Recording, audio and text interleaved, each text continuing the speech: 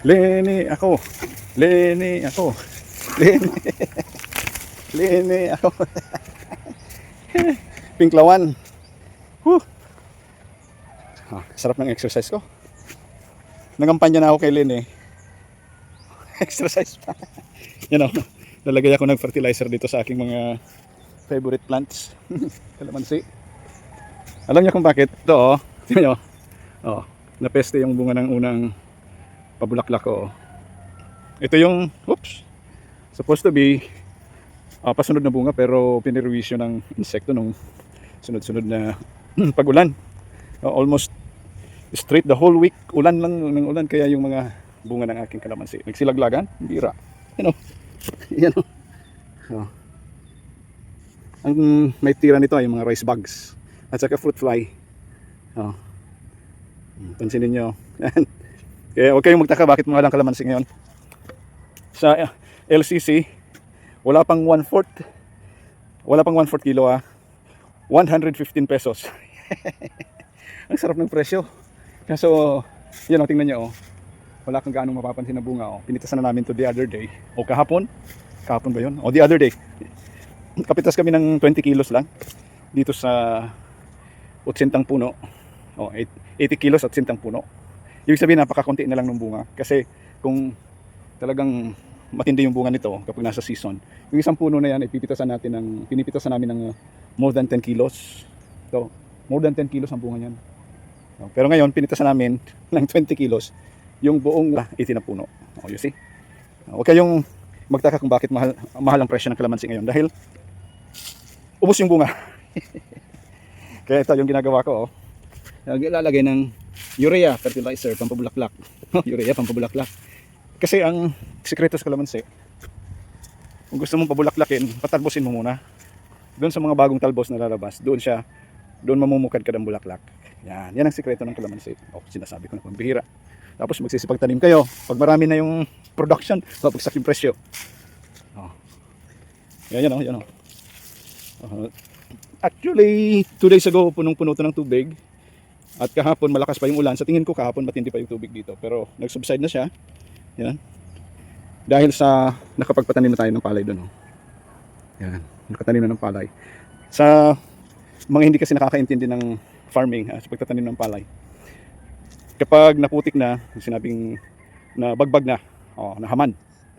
Yan. Kapag nahaman na yung tataniman ng palay, inaalis na yung tubig.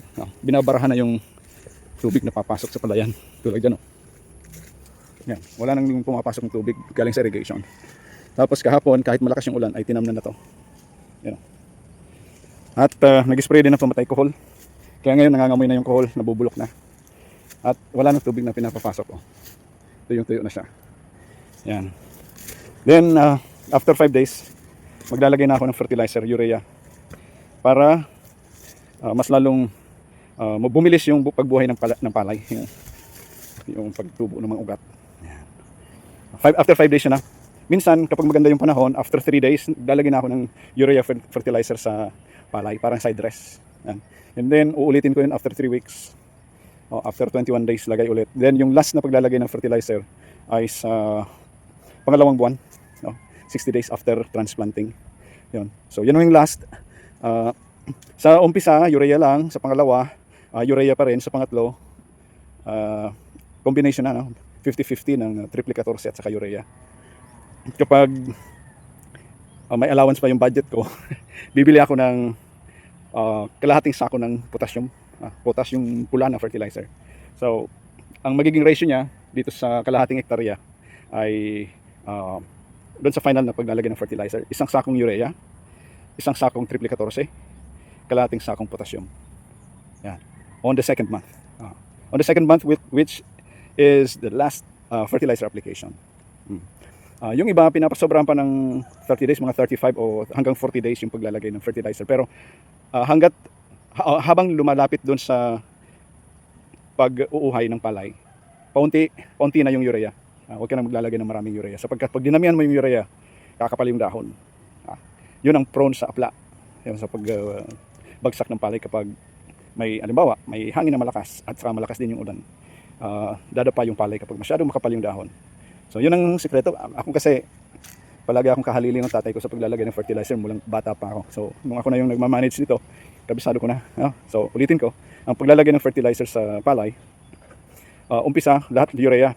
No? So, parang side dress lang siya after na maitanim yung palay. So, hindi gaano makapal yung fertilizer sa umpisa. Sa kalahating hektarya, isang sako okay na urea.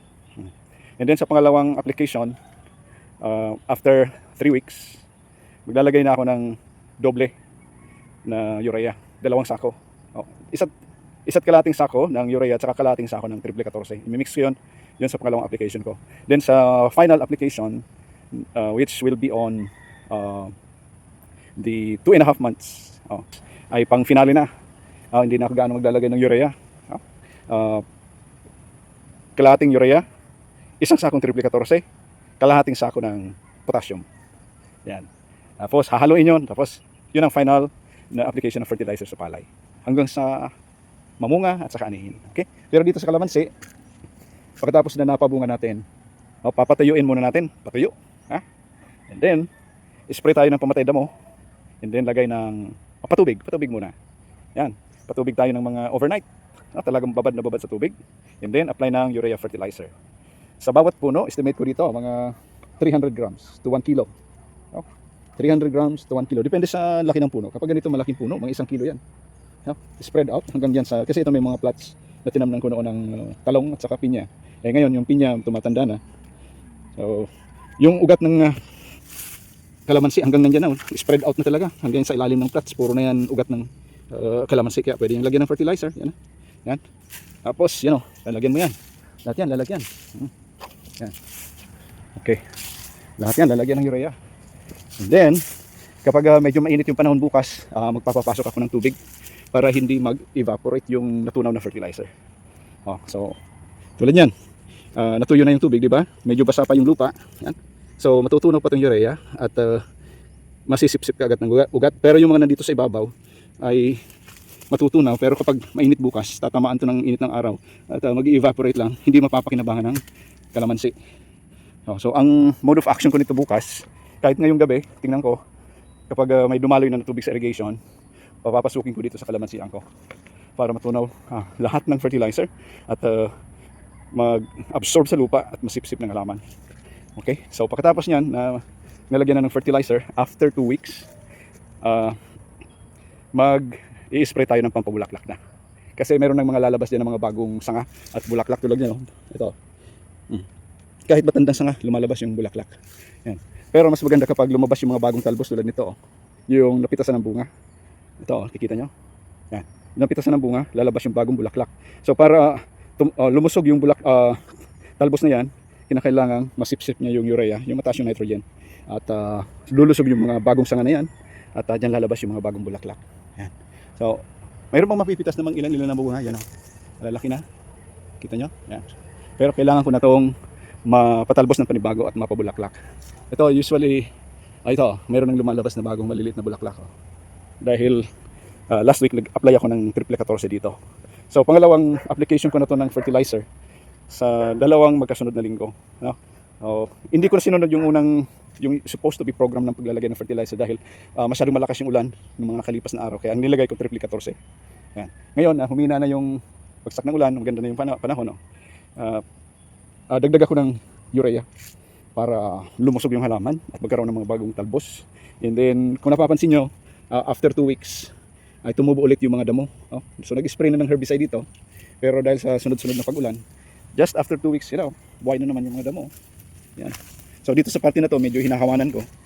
Yan, para hindi na masipsip yung fertilizer. Pero bukas mag-i-spray ako sa damo. I-spray ako ng herbicide para ma-minimize yung oras at pagod. Okay?